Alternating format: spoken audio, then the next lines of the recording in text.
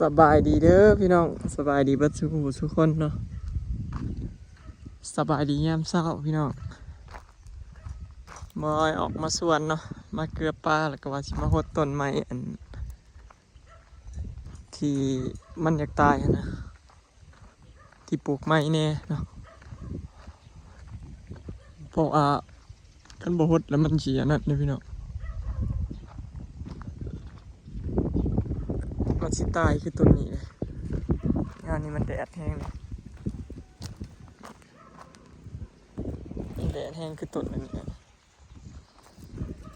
ต้นมังคุดบอยซีมองถึง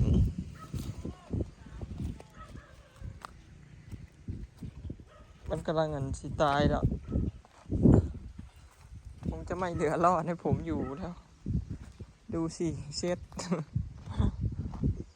แต่ว่าต้นอื่นนะติดวัดพี่น้องอย่าเว้นมังคุดปลูกเนี่ยตายง่ายด้วยนี่ก็ติดแล้ว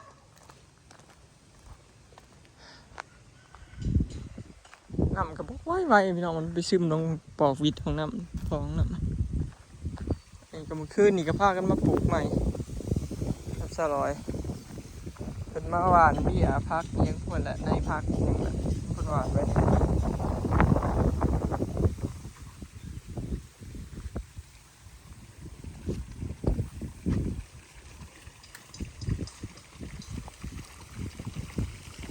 ปลาไม่ได้ตายสักตัวสิไหม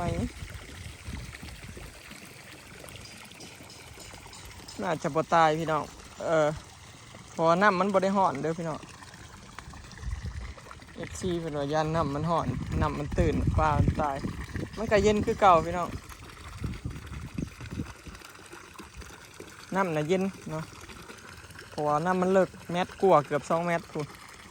ความเลิกก็เลยบ่พึ่งห่มปานใดก็ได้แต่ก็มีห่มในสะพานพร้อมเดี๋ยวปอสิเอามาเกลือมันเนาะคืนชะลอยมันก็ใส่ฝุ่นใส่ยังไปส่วนขี้งัวมาใส่ฝุ่นในต้นบักฮุ่งต้นนั้นน่ะใหญ่พี่น้องถ้าแม่นงัวบ่กินน่ะสิใหญ่ซ้ำตัวนั้นหรือน่าสิเพียงหัวเข่าเลยล่ะแต่ว่างัวกินได้ซุ่มน้อยๆนั่นหลังงัวกินพี่น้องก็สิเริ่มใหญ่นี่แหละแต่เฮิงละอันนี้งัวกินซื่อๆเลยพี่น้องถ้าแม่นงัวบ่กินนี่สิใหญ่กว่านี้อาจสิเพียงหัวเข่าบ่อ่อยล่ะเนาะเอาฝุ่นมาใส่แล้วก็สิมาหดนี่คือของใส่ก่อนเจ้าใช้ผ่ายางขาดอยู่หลุมอยู่พื้นดินเธออาจจะสีสาบปูนเลยซะบ่สาบกะ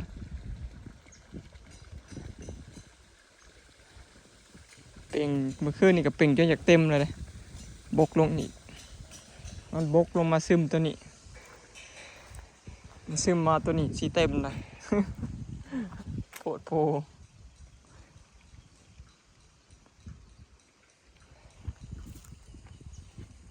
ซึมมาอยู่อันตัวนี้เบิดพี่น้องสร้างเขาจะมาแต่เช้าได้มือนี่ลูกชายมันแดดแล้วก็จะมาแต่เช้าพอเห็ดแต่เช้าพอแล้วเพราะว่ามือนี่ก็เป็นเดือน4แล้วพี่น้องเนาะเดือนแห่งวันสงกรานต์เด้มีผู้ใดเตรียมโตสิเมื่อบ้านแล้วบอกพี่น้องผู้ใดเห็นงานอยู่ฝั่งไทยเนาะว่าคนลาวหรือคนไทยไปสิเตรียมโตกลับบ้านเมื่อเที่ยวบ้านแล้วบอกพี่น้องเนาะเป็นเดือนนี้เนี่ยสิว่าได้เป็นเดือนที่คนขายแรงงานคือเฮานี่ดีใจที่สุดเนาะพี่น้องเบิดปีคือเดือนนี้แหละวันสงกรานต์เนาะวันที่ทุกคนรอคอยก็คือในเมื่อยามบ้านเนาะผู้ใดเฮ็ดเวียกเฮ็ดงานก็เนาะเดินทางปลอดภัยเด้อพี่น้องเนาะเตรียมโตแล้วเนาะเพราะอีก10 กว่ามื้อนี่ก็เป็นสงกรานต์เนาะอีก10หน่อยๆ10 มื้อหน่อยๆเนาะพี่น้องผู้ใดเตรียมโตสิมาบ้านก็ดีใจนำเด้อเนาะฮอดมื้อฮอดเดือนมันแล้ว เพราะว่าตอนบอยเห็นงานก็บ่เคยได้เมื่อบ้านเด้จะถามมื้อสงกรานต์แนวนี้แหละพอวันสงกรานต์มันหยุดหลายวันเนาะคือโรงงานบอยเห็นก็หยุด7 มื้อจังซี่นะเอาเดินทางมื้อนึงไป ผื่อมาหอดพี่ก็มือที่สองก็เหลืออีกเวลาอยู่ว่าอยู่บ้านก็หามืออีกสินะพี่น้องเนาะประมาณนี้แหละเพราะว่าคัดปีใหม่กับเขาเจ้ายุทธแค่2 มื้อสินะ2 มื้อ3 มื้อปัดกับท่านเนาะเขาเดินทางมาบ้านทางฝั่งลาวปัดปลาไปเลย2 มื้อสินะก็บ่ได้อยู่บ้านซ้ำเนาะแต่ละปีบอยก็ได้เมื่อที่ยามสงกรานต์นี่แหละเนาะพออยากหายพุ่นละมือได้ฮอดอันยามสงกรานต์ที่ได้เมื่อบ้าน กินฮอดบ้าน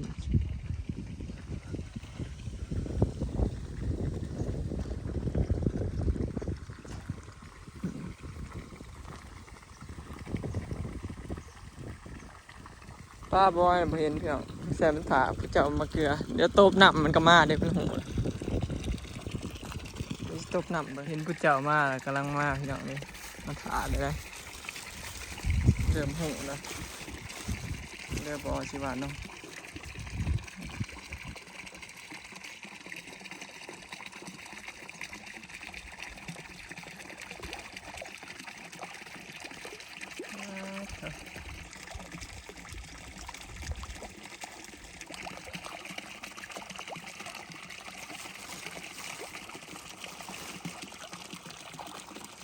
มาลายได้เลยพี่น้อง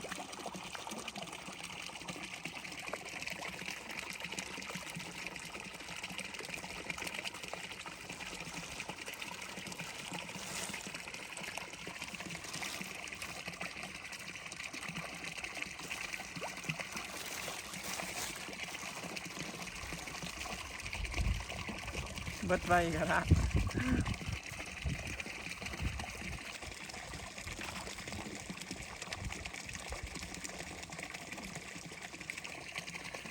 เบิดไว้กันนะพี่น้อง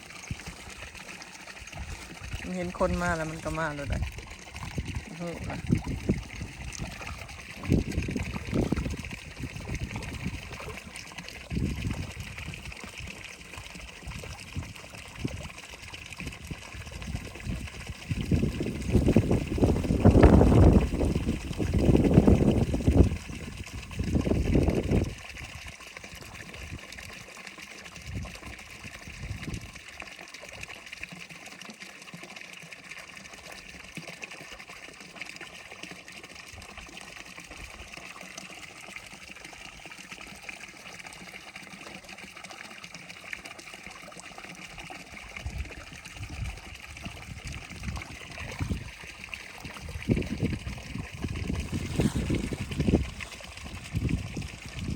หลายโตเตะอยู่พี่น้องรวมแล้วนะประมาณ100 โต100 กว่าโตนี่แหละปลาพอทงหนึ่งนั้นมี30 โตเขาเจ้าอะ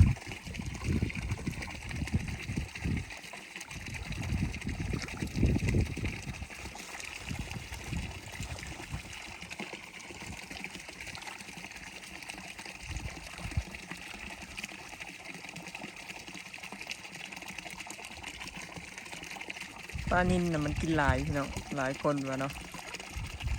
ถ้าเลี้ยงปลานิลเนี่ยต้องเกลือหลาย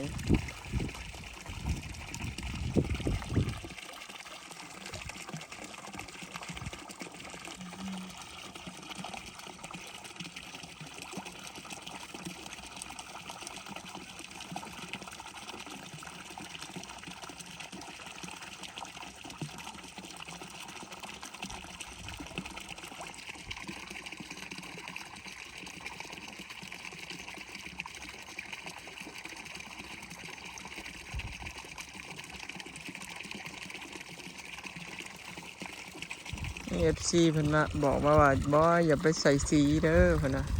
อย่าไปใส่สีน้ำมันใสเด้อสิบ่ธรรมชาติเรา บอยเราอยากเห็นโตปลาชัดๆพี่น้องก็เลยว่าอยากคิดว่าอยากใส่เนาะ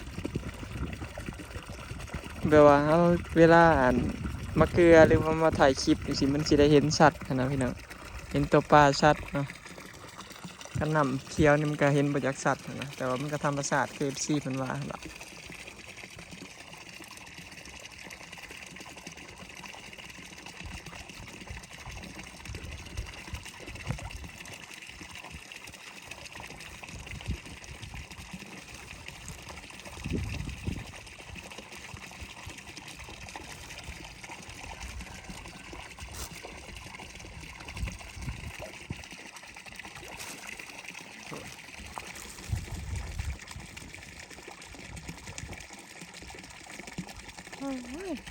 มันเริ่มมาหลายแล้วพี่น้อง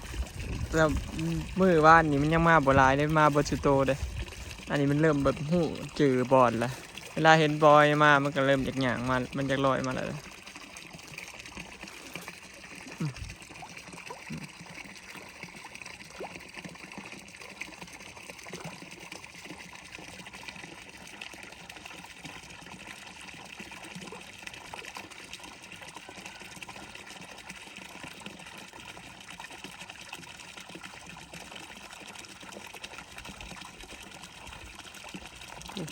มันเล็มไปกินจนเบิดเลย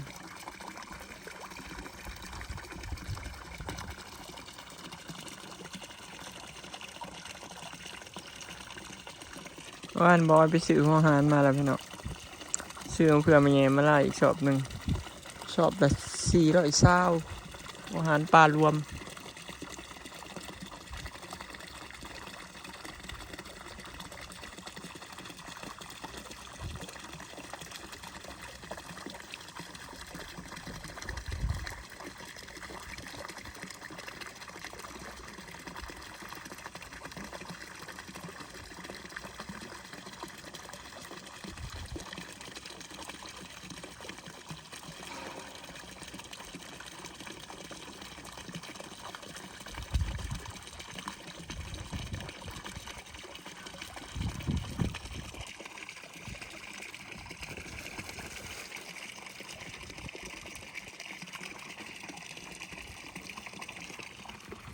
เอาแป้นมาห้องไว้พี่น้อง ย่านมันแดดเนาะแต่ว่ามันก็ห่มส้นอยู่แต่ว่าปลามันหลายโตอย่ามันส้นบ่เบิดกันเลยเอามาอีกเนาะมาให้มันห่มอีกน้อยหนึ่งดูอีก4 แผ่นพอได้ห่มยามมื้อแรงแดดส่องเนาะพอแดดบ่ส่องเขาอันสะพานเนาะ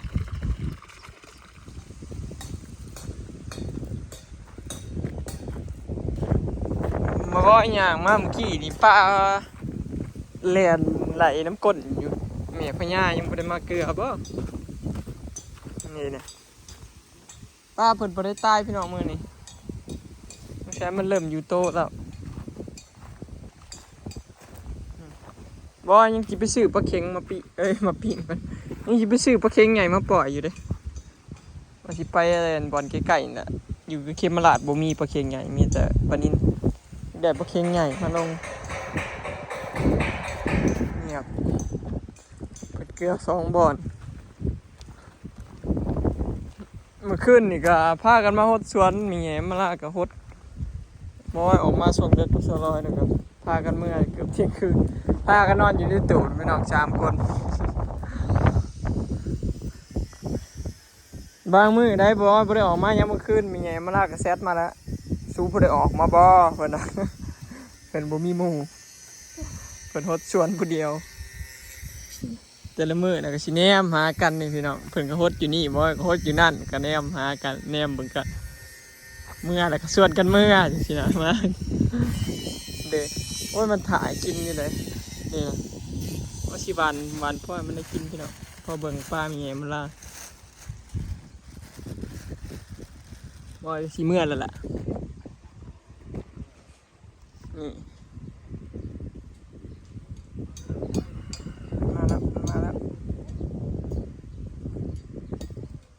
มาแล้วแต่มันยังบ่อยากหูคือปลาบอยเด้เราบ่ค่อยแบบตบน้ำมันเวลาสิเกลือเราต้องตบน้ำก่อนตบน้ำจักมันสิได้หูมันสิได้จืดนะตบน้ำทุกครั้งเวลาเฮามานะมันสิได้จืดมันสิแล่นมาใส่รถเด้มันบ่กินซ้ำพี่น้องเอ้ยจังเป็นหยังอิ่มบ่เลย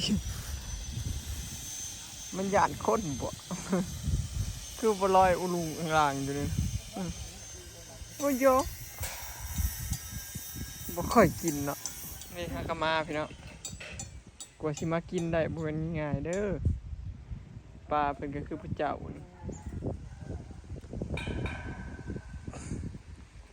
ลีลาปันพุทธเจ้าเพิ่นสิมากินไว้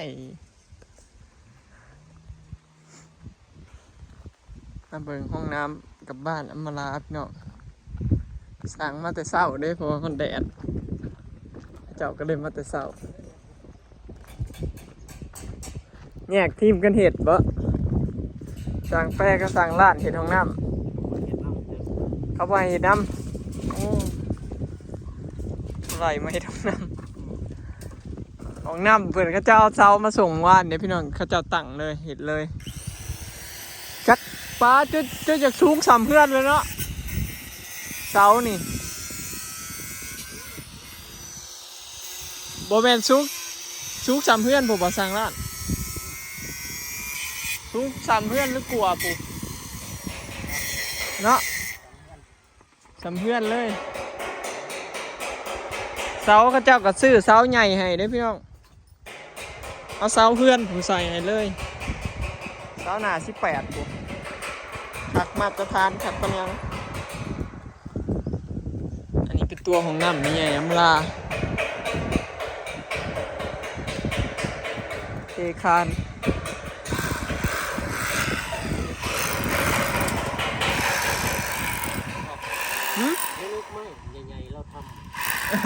เล็กๆไม่ใหญ่ๆเราทำบ่ทีมงานสร้างนี่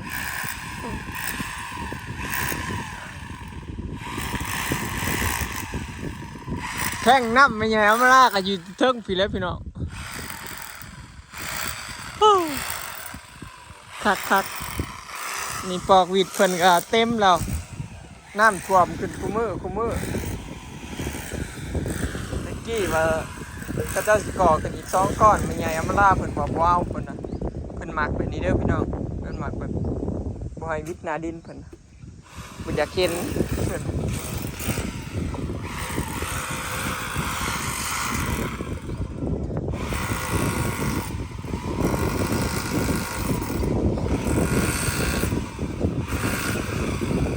โอ้เจ้าก็ซื้อมาเรียบร้อยแล้วพี่น้องโอ้สวม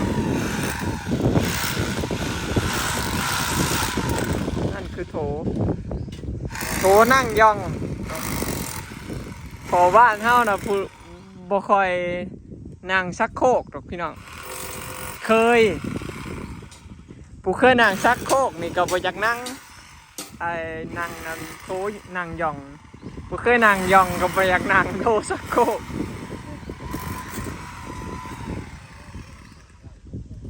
ล้างคนยากสร้างร้านสร้างดาวบอกว่าน่ะล้างก้นยากเจ้าบ่เห็นว่าน่ะสร้างดาวปีดน่ะบ่เห็นบ่บังสีด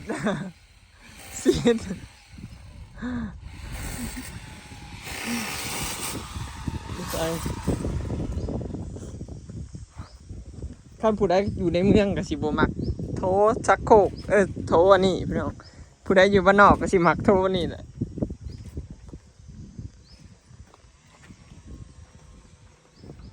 สบายคนละแบบ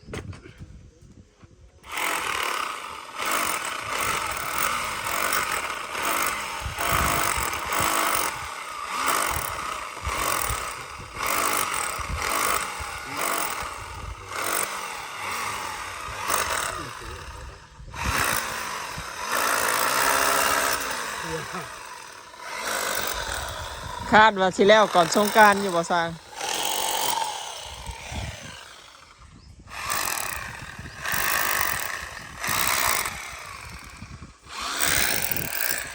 ทั้งนี้3พี่น้องแบ่งทีมกันเห็ด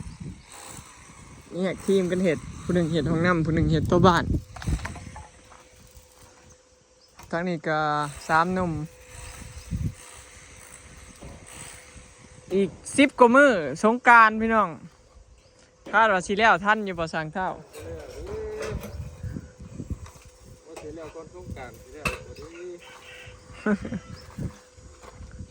รุ่นบ่แล้วก็เฮ็ดไปนำเล่นสงกรานต์ไปนำสุดเจ้าก็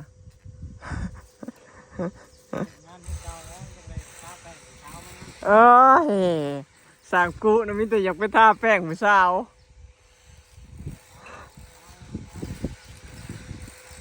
หลัดท่าแท่นี้แล้วเนาะผู้ใดใกล้มากกระโดดลงห่านซะก่อน โอเคเนาะพี่น้องคลิปนี้ก็สิขอเก็บภาพบรรยากาศสำนีเด้อเนาะพี่น้องเดี๋ยวทาเบิ่งเนาะอาชีแล้วมือใดสร้างยังไม่การันตีเพราะว่าต้องได้เห็นของน้ำต้องได้เห็นเพื่อนน้ำเด้คอมเมนต์เห็นตัวโตเพื่อนป้านนี้ก็สิแล้วแล้วล่ะอันนี้ก็จะแบบเห็ด2อย่างเนาะของน้ำพร้อม